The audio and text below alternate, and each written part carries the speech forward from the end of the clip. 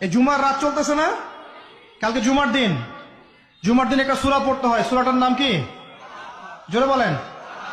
সূরা কাহাফ জুমার দিনে তেলাওয়াত করলে এক জুমা থেকে আরেক জুমা পর্যন্ত আপনার এই যে হায়াত, এটা ইমানে নূর দিয়ে আল্লাহ ভরে দিবেন ইনশাআল্লাহ। আর এই সূরা কাহাফ আপনাকে দাজ্জাল থেকে